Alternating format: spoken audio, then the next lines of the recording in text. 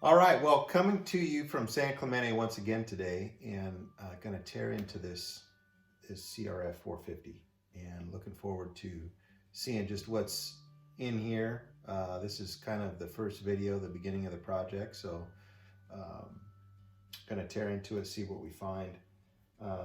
Definitely interested in seeing what the condition is of the piston rings, the rod, the crank, and I'm probably, because it's a 2002 and it's so old, probably going to go all the way into the bottom end on this one, split the cases. So we'll take you through the entire process of how to do that, what that looks like.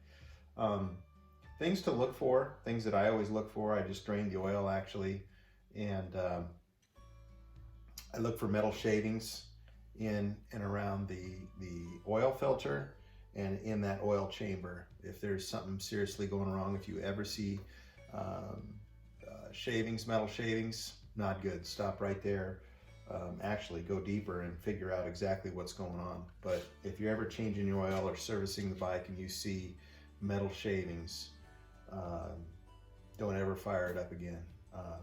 Go into the engine, see exactly what's going on, if it's a piston ring issue, or something about ready to fly apart. These things are notorious for flying apart, and once they go beyond the point of no return, beyond the point of when they were supposed to be maintained, that is, it causes a lot of damage. Yeah, you just go on YouTube and you can basically see all the engines that have gone down, just fly apart. The rod can break. More often than not, the piston will crack in two, or get cockeyed in the cylinder and take the entire head out. And then you're, $700-800 to get a new head, and you're probably going to have to get it reported. And then obviously you're probably a new cylinder and piston, so you're going to be $1,500, $2,000 in it. If you're doing it yourself, a lot less than if you're having somebody do it for you. And that's the other thing too. A lot of this is expensive labor. So when I take it to my mechanic to double check my work, which I often need, it costs me $90 an hour. So anyway, it's not cheap, and I think that one of the reasons I'm doing these videos is just to educate more people, and there's a lot of videos out there now, even more so than there was a couple years ago, to educate people on really how to get into the bottom end of these things. Because I used to overhaul top ends growing up and even in high school. And never had the guts to go into the bottom end. But it's not all that complicated if you take it step by step. You really should, if you're doing this kind of work, get yourself an owner's manual or a climber's manual. These are probably the most thorough manuals that tell you everything you need to know. It'll give you a step by step, the old-fashioned way with ink and paper, but it'll basically, it's the most thorough book, pretty thick. This covers the CRF 250, 250X, 450R, and 450X for 2002 to 2005. They didn't change this engine a whole lot between 2002 and 2008, so it's all fairly similar. This book again is 2002 to 2005. And was just, going to go over a typical maintenance schedule here, really. And it's not complicated, but a lot of people don't do this, and that's why you often see or experience your engine flying apart. The piston needs to be changed every 15 hours, piston and rings, and valve check. And oftentimes, even when I was a kid, we'd run these things until they didn't run anymore, and we had to do something about it. And then we would, we'd go in and have it bored and replace the piston and do all that kind of work. But, it really pays off to stay ahead of it. Your bike's going to run a lot better. You're going to get a lot more out of it by properly maintaining it. So piston and rings every 15 hours. And then even after every 2.5 hours, you should be checking obviously the air filter, the coolant. I grew up on a farm where my dad, you know, told me to check the oil and the water, and the rest will take care of itself. So, and you know, we were always having to maintain things. So, checking the oil, obviously, this side this side of the engine is your motor oil on these CRFs, on these 4-strokes. It's different than a 2-stroke, where you put, you know, 30 weight or heavier gear oil into the gearbox in a 2-stroke. So the left end is the left side is your motor oil, usually a 10W40 or 540, and your right side over here is your transmission fluid. And this is where your clutch is going to be, and all of your transmission gearing. So that's kind of the basic rundown. Again, I drained the oil. It hadn't been drained for a while, so it was black. And if you smell any kind of, use your senses. If you smell any kind of burning, I did a CR250 engine a couple years ago, and immediately when I drained the oil, I smelled just this, it smelled like a campfire almost. I had never smelled anything like that before, and when I split the cases, it was even stronger. The thing had gotten hot, and come to find out, the cylinder was cracked in several places because somebody had ran it without water, and whatever happened, back pressure blew 2 holes out of the bottom of the radiator. Now, I don't know if it was vandalism or I got this bike up in Lancaster and it had been sitting a long time, so you just don't know what these things have been through in the background. That's the other thing too, is I'll go through and inspect everything, but you really don't know what you're getting. I bought this off of a pretty credible guy in Pasadena. His name is Peter Harrison. He is actually rebuilding well, he pulled this engine out because he's making a 500 2-stroke out of his 450 CRF frame. So he's making what's called an AF project, an aftermarket 500 2-stroke out of with a modern CRF frame, aluminum frame. So he sold me the engine, the CDI, all the electronics, and the key and carburetor, because he didn't need it, and kept everything else. So again, we're building the bike around around the core, the heart here, and so that's really it. So I'm really interested in seeing the condition of the cam, the condition of the cam chain, which I've already ordered one. I'm going to replace that. Really interested in we'll have to check the valve clearances to make sure that when we re-shim it, when we put it back together, we'll be putting new valves in it, but you still, I still would like to check the valve clearance in my shims and keep track of everything, because the wear on the rocker and the cam and everything inside is likely to be connected to the gap on the valves. So interested to see the condition of the valves. We'll do a solvent test on it, where we squirt a little solvent down into the head here, see if we get any leakage or seepage out of the bottom of those valves. And if we don't, that's a good sign that nothing's leaking, everything's sealed off, and that's a good step forward. Even though we're gonna replace the valves, it's good to check that. Obviously the carbon inside, we're gonna have to clean that all out and clean that up before we replace the valves. Interested in the piston, the condition of the piston and the rings. That'll tell us a lot about how well it was maintained, you know, how close it is or how far it is from being replaced. Tells you a lot about how it was maintained. I will say that there is a etch mark of some numbers in the head, and oftentimes in Southern California, this thing, even Peter said he took it out to Glen Helen and raced it, and it's likely been raced at one point or another at one point in time. But that etching in the head tells me that somebody was probably working on this thing on a regular basis, and either swapping heads out or it's just a sign that it's been probably gone through at one point or another. Not knowing the history, I probably will go all the way like I say, down into the crank, replace the crank, replace the crank bearings and seals, and then just start working my way back up from there.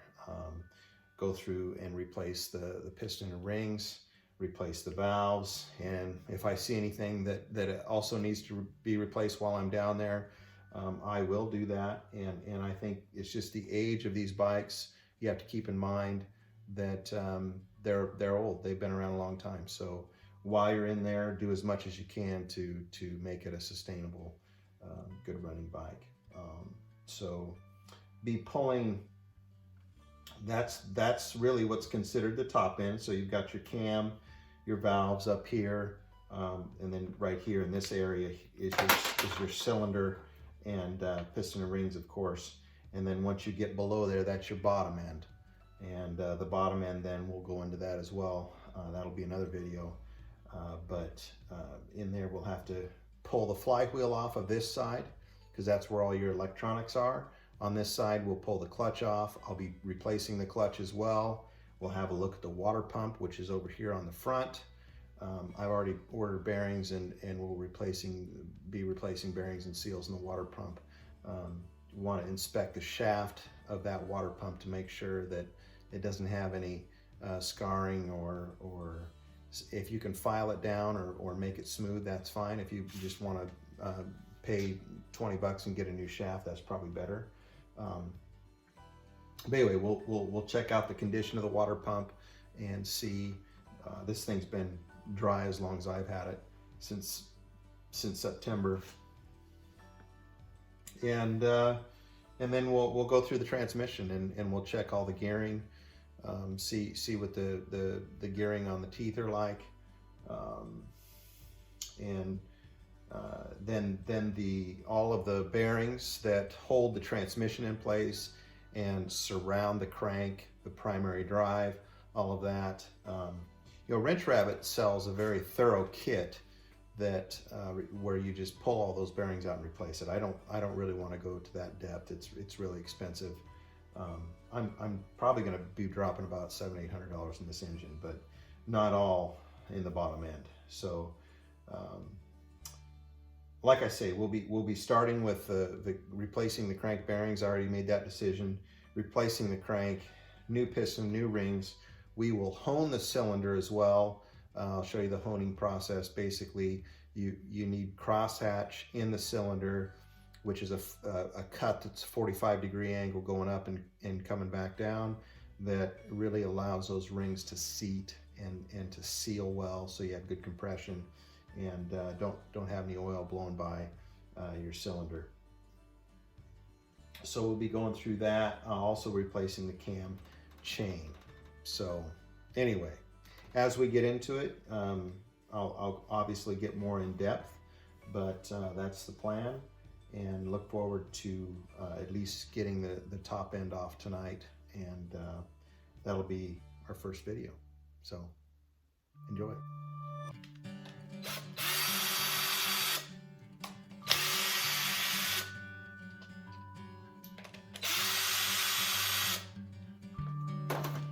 Make sure and keep track of these, the length of these bolts, and also the two long ones go up in the front, and also keep track of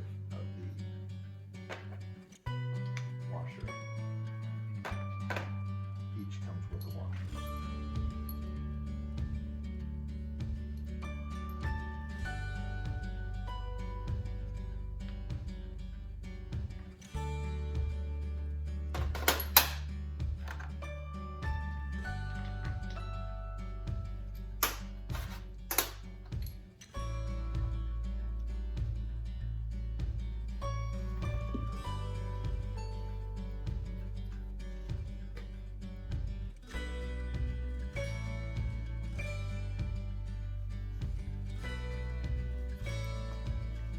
All right, well, the condition of the head doesn't look too bad. You can see the use of the oil there. Doesn't look horribly dark. Condition of the lobes on the cam. Condition of the lobes on the cam look okay. No scarring or big nicks out of there. This is what I was going to explain. As Honda designed their engine this way, and to this day they still have designed it this way, and that is the Unicam setup. So basically what that is there's only one cam in here. A lot of these 450 engines you'll see two cams, and so a lot of times in this head area you'll see two lobes that come down, two rubber lobes that cover those cams, and there's two cams that run across here. There's the intake, or excuse me, the exhaust side and the intake. So the intake is back here, exhaust is up here. Honda designed it so that it runs off of one cam, and basically you've got a rocker here that runs off of this middle lobe, and that middle lobe runs these two exhaust valves. And then of course right under the cam, these two side lobes run this lobe and this lobe run the intake valves. So basically with a 4-stroke that's different than a 2-stroke. If this was a 2-stroke engine, basically we pull the head off and we pull the cylinder off, and you have a big fat piston in there, and there's none of this. There's no valves or anything. So that's why a 4-stroke is different. So basically with a 4-stroke, the piston is firing every other, there's an intake stroke and an exhaust stroke, and so it's firing basically every other stroke, whereas a 2-stroke is firing every time. So there's a return stroke and then a stroke back to the top, and it fires and pushes the piston back down. That's how it runs. With a 4-stroke, there's the intake valves that open, then the intake valves and then the exhaust valves, and then it fires. So that's why it sounds different. That's why it kind of a lot of people call them thumpers, because they're basically firing every other stroke. So that's what a 4-stroke is. When you've heard me talk about 4-stroke and 2-stroke, so basically now there's tension on this chain. This is the cam chain, and this is what really makes things a little more complicated when we're overhauling a 4-stroke. Is all of this depends on timing. So whether it's the intake or the exhaust stroke and the firing, it all has to be timed appropriately, like your car. Your car is timed with the ignition. So we have a little tension back here, a little basically tension adjustment here, and then we have the chain that is connected to the crank down here, that's obviously connected to the piston that's firing in this combustion chamber right in here. And nothing is happening up here other than the valves going up and down. But all the combustion chamber and the valve work is within this area. That's where the piston goes up and down, and all the firing happens, all the intake and exhaust gases come in and go out, and obviously the fuel is coming in through the intake and going out the exhaust. I will explain a little later as we get into the carburetor that in 2009, 2010, Honda went to fuel injected system. So they did away with the carburetor, and it all became electronic. And so that's the way it is now. From 2002, obviously, to 2008, they were running a carburation system, or 2009, excuse me. In 2010, they went completely to the fuel injection. So I'll explain that a little more in detail, but basically the engine's sucking the fuel in, The intake valves are opening up. The piston is firing, then the exhaust valves are going out. So it's all happening together, and that's what's important about getting all this right. So there are some timing marks on this cam, and those tell you basically where we are at in terms of top dead center. The other pieces that we do need to, before we get into this, I do need to get this at top dead center. So there's 2 arrows right back in here on this lobe, back in here. And these 2 marks need to be lined up with those 2 arrows. And that tells us at top dead center where our cam needs to be, okay? And that appropriately times it with everything over here on the other side. Once we get into the gearbox, I'll show you all that as well. So probably more information than you want to know, but maybe some of you already known that. But anyway, a little background on difference between a 4-stroke and 2-stroke. All right, well, I just broke these screws loose here, and these are just little plugs, and of course they were over tightened. Everybody over tightens these things. You don't have to tighten them that tight. They have a nice O-ring seal on here, and everybody over tightens them. I just about didn't get it off of there. And you see them stripped out all the time. But anyway, in here there's a timing mark, and then over on the other side I've taken out another plug, and there's another timing. So in here there's a timing mark, and on the other side there's another timing mark, and what we do is line those both up, because this is the primary drive gear timing mark. We have to make sure that top dead center is top dead center, because this can be lined up and it's actually the bottom.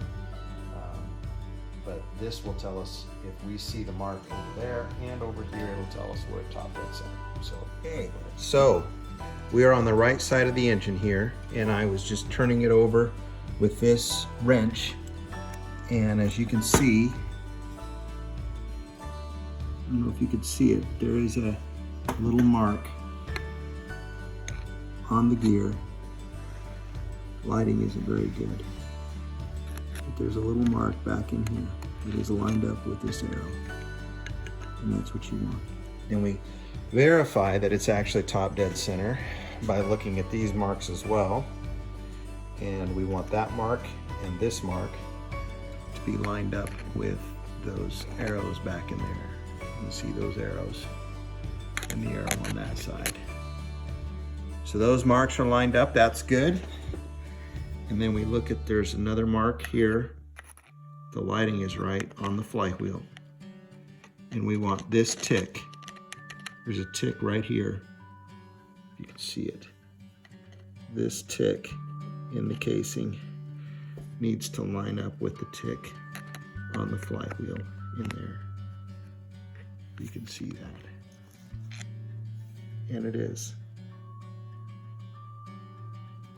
It's lined up on that tick.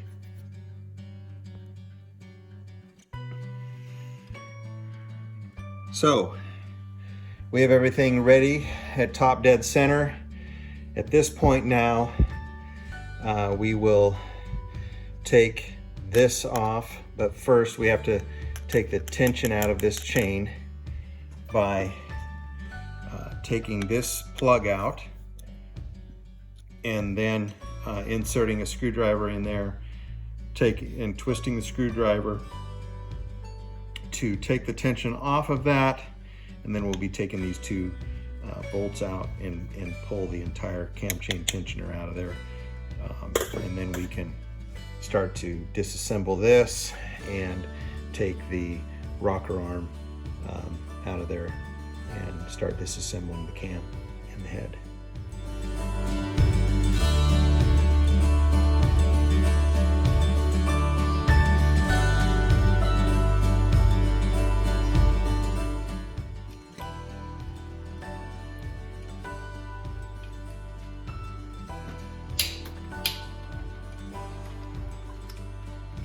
tell that those were over torqued, like a lot of the bolts. This could be fun. These are only supposed to be torqued, I believe, to 17 foot-pounds.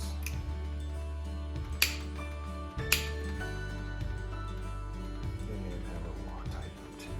So we want to loosen them in a crisscross pattern. These two are going to be longer than these two, so we want to keep track of where things came from. One of the best ways that I keep track is through the use of Ziploc bags and labels.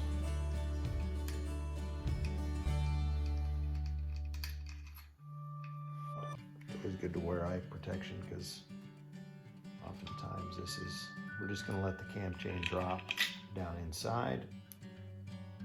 And you may, I try not to, okay, so be careful with this as you pull this up, because inside you have your rocker for these two shims, and you want to keep track of these shims. And then you have the back two. Okay, so we are taking these head bolts loose. 4, we do a crisscross pattern.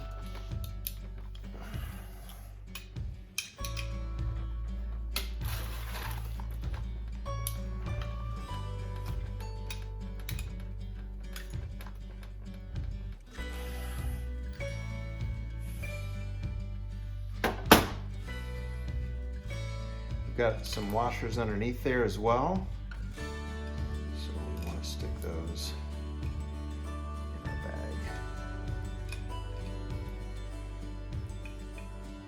Make sure that the washers don't.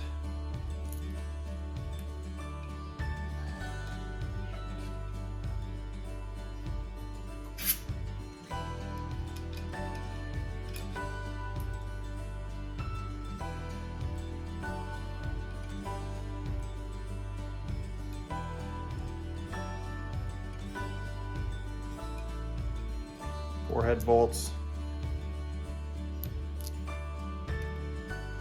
and washers.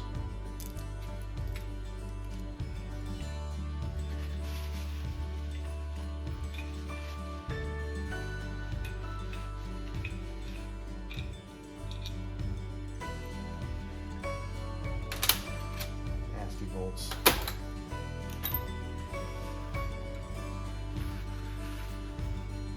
Okay. Now we should be ready to pull the head off. It doesn't come right away. You can tap on it a little bit, but I don't think I want to do that. Gotta just kind of rock it.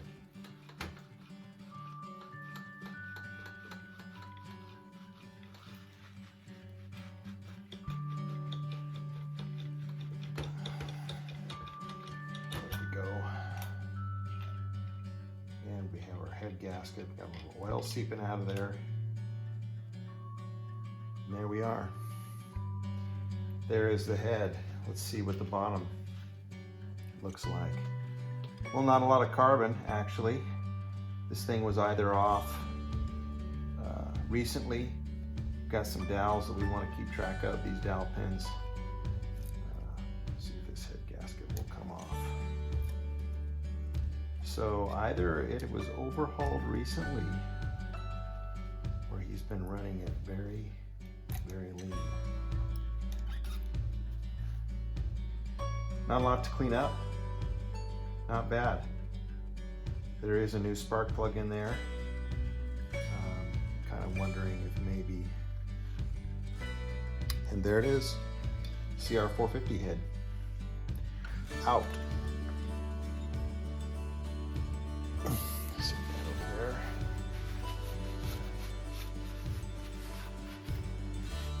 A lot of oil.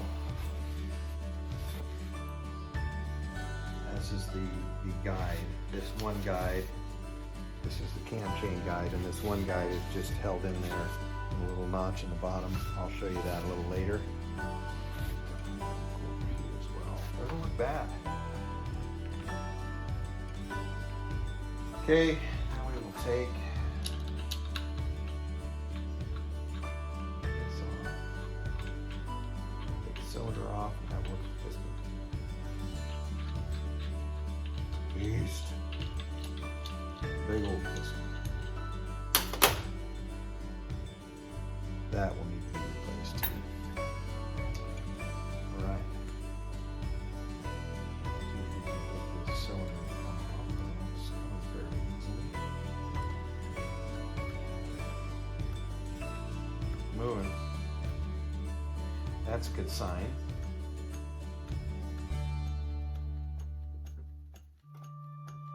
Again, I don't like to pry, and we never want to put screwdriver or anything in these mating surfaces.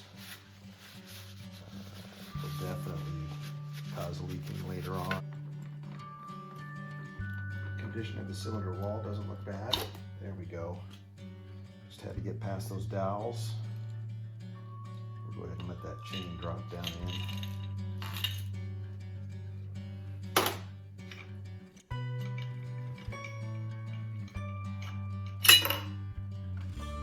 There we are. This cylinder, from initial looks here, looks like it's in good shape. No scarring. There's definitely some wear signs here. A little bit of a wear here. A little bit of wear here as well. But in the midst of that, a little bit of wear here. In the midst of that, you still see the crosshatch. I don't know if you can see the crosshatch in the light there, but see a 45 degree angle crosshatch in there. The old crosshatch is still in there. Honda does not encourage you to hone these cylinders, but most people do. That crosshatch is pretty imperative for the seating, the proper seating of the rings. So I have a hone. I will be honing this. It is a Nickel coating that's fairly thin. That's why they don't encourage you to hone these things. Oftentimes, like everything else on these newer bikes, they're kind of disposable. So once they wear to the point of getting through that Nickel, you just replace it. Another few $100s, but this one looks like it's in good shape. We will check the specs and see what the what the width is of this and how well it'll fit the new piston that I have coming. It's a stock 96 millimeter 450 piston. We'll clean these mating surfaces up before we put it back on. I may even paint it black. I like to paint these cylinders black, but we'll just see. And let's have a look at the piston here.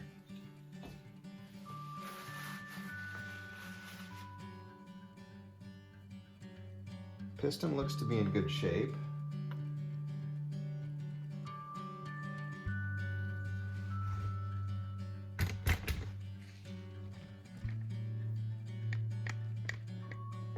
So what we are concerned with here is the carbon on the piston. Doesn't look too bad. It looks fairly normal.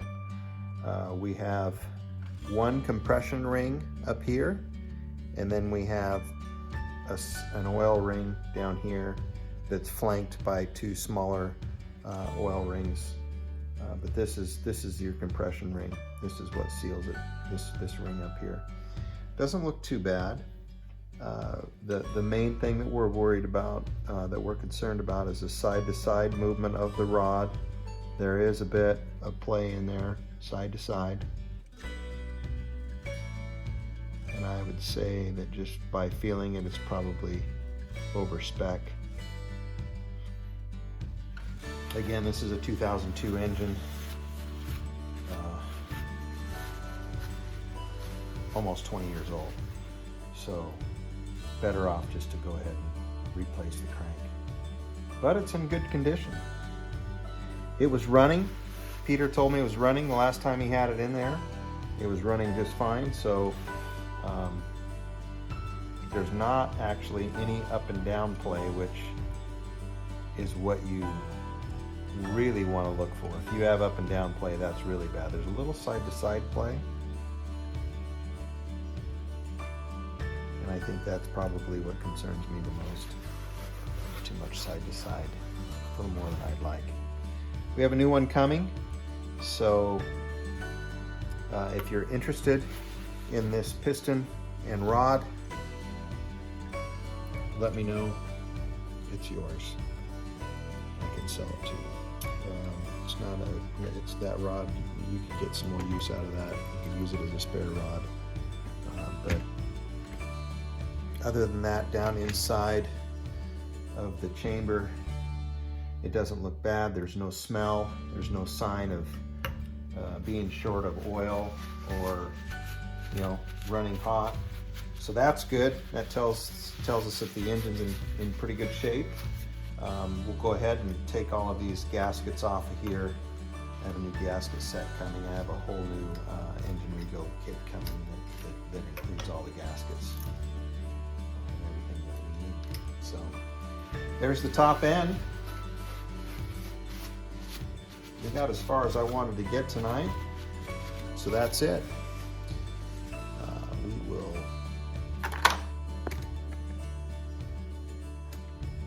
see you tomorrow.